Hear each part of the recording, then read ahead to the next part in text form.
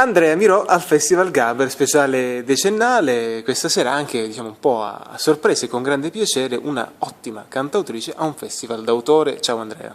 Ciao. Allora, il conformista addirittura dicono che le prove abbiano fatto vedere qualcosa di incredibile, ci puoi anticipare qualcosa su questa esibizione molto particolare? Dunque, io farò 3 pezzi Sì. che sono il conformista, che Sì. tu hai citato, con la band storica di Giorgio Gaber, e poi da sola la chitarra, altri 2 pezzi. Uno è Il luogo del pensiero e l'altro è suona chitarra. Il luogo del pensiero è il primo pezzo che io eseguì qua nel 2006 e devo dire che io mi trovai catapultata in questo evento, perché è un evento bello e buono, forse uno dei più importanti che in questi 10 anni ci sono stati in Italia. Sì.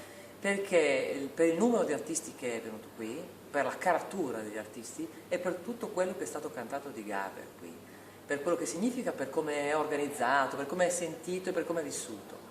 E quindi ho l'onore per la 3ª volta di esserci e riprendere quella canzone che ormai è diventata un po' la canzone che mi contraddistingue, perché non l'aveva mai fatta nessuna. Io nel 2006, quando sono arrivata qui e ho detto i 2 pezzi che avrei cantato, mi ricordo in conferenza stampa ci fu un silenzio e tutti mi aspettavano, perché ero comunque la più sconosciuta. Sì.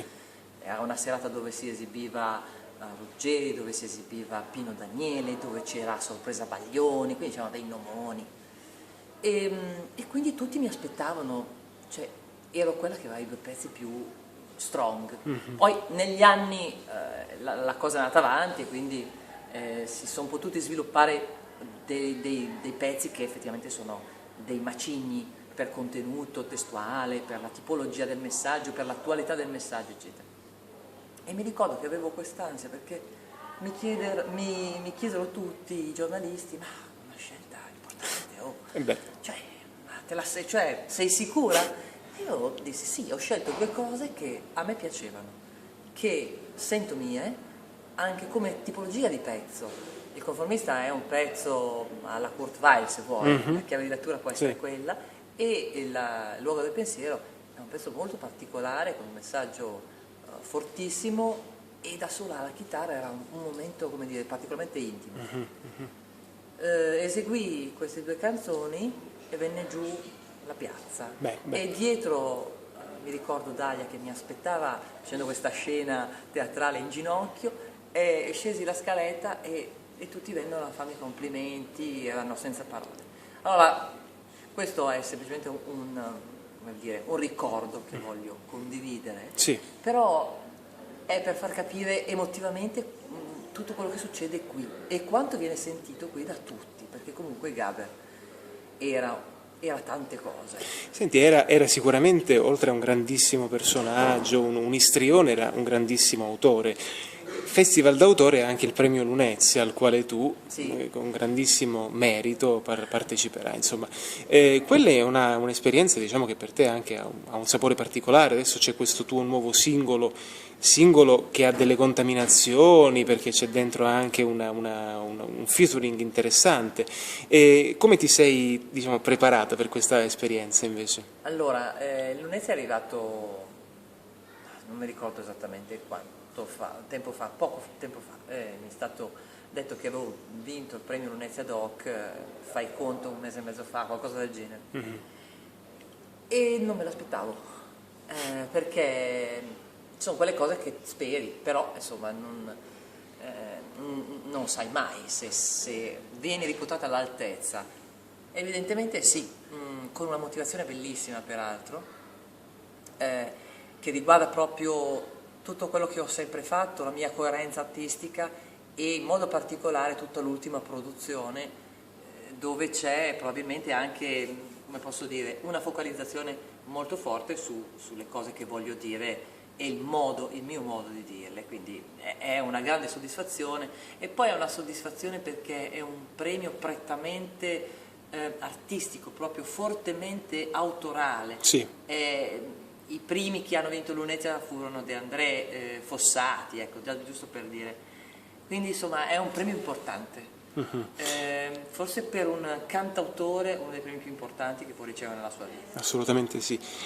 Quindi, insomma... Senti, invece vogliamo fare un parallelo con una parola che penso ti stia anche simpatica, che è Sanremo, dove tu c'è stata una bellissima esibizione qualche anno fa, e c'è in mente la voglia, il desiderio di tornare, visto che... Allora, io ci sono tornata sotto molte vesti, vero. l'ho fatto nei giovani, come interprete giovanissima, peraltro, forse un po' troppo giovane, l'ho fatto nei giovani come cantautrice, l'ho fatto in coppia nei Big, l'ho diretto più di un artista, non ultimo quest'anno proprio Nardinocchi nei giovani, peraltro artisti molto diversi tra di loro. Insomma, mi manca solo di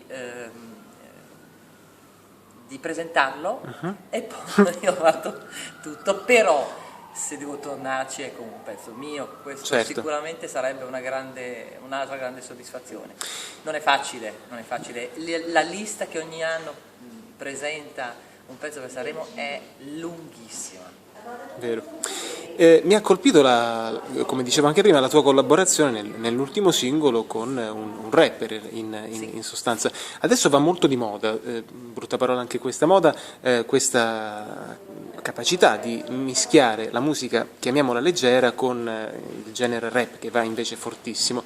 Come ti sei trovata con questo featuring invece? Allora, credo di essere in Italia tra i primi che hanno fatto questo, perché proprio con una canzone scritta in termini di canzone e con l'incontro fortuito, perché io ero in sede di master, stavamo chiudendo il disco, nel senso che il disco era già ultimato. Per chi non sa che cos'è il master, questo è, cioè si chiudono i giochi e poi si pubblica. Il pomeriggio prima era passato nello studio di Marco Zangirolami, che è uno dei due produttori di questo disco. Il disco è Elettra Calliope, la parte di Calliope è prodotta da Marco Zangirolami, che è uno dei più grossi produttori di hip hop che abbiamo in Italia, ma quello che io volevo da lui era proprio un colpo d'occhio in un modo totalmente diverso da cui qualsiasi altro produttore poteva guardare e sentire i miei pezzi, e questo è stato, perché poi il contenuto è poi quello, molto particolare ed elettronico, sono venute fuori cose molto importanti. Uno di questi pezzi, che è Senza che nulla cambi, è stato sentito da Dargen, che aveva lavorato con Marco Zangirolami e che quindi si è trovato in studio e gli ha detto a me piacerebbe interagire, cioè se a lei piace. Io ho detto subito di sì, perché conoscevo comunque di fama, non direttamente ma di fama Dargen D'Amico, forse uno dei più importanti in questo momento dell'hip hop italiano per contenuti, capacità di gestione della parola altissima, intellettuale, se vuoi, tra virgolette si può dire, e sulla frangia di Frankie Energy, diciamo, quel filone lì. E infatti ha scritto due cose sul mio pezzo e che a quel punto è stato inevitabile inserirlo nel disco, ed è stato il secondo singolo. Che forse è stato impreziosito proprio dalla sua presenza. Sì, è proprio impreziosito, perché è veramente un valore aggiunto. E abbiamo fatto, credo, anche un video degno e all'altezza di questo pezzo, veramente un bel commento visivo. Ti lasciamo andare, manca poco alla tua triplice esibizione questa sera. Salutiamo gli amici di Velvet Music. Un grandissimo saluto a tutti gli amici di Velvet Music, state sempre sintonizzati qui, guardate, ascoltate, c'è sempre qualcosa di bello da vedere. Ciao. Ciao, grazie.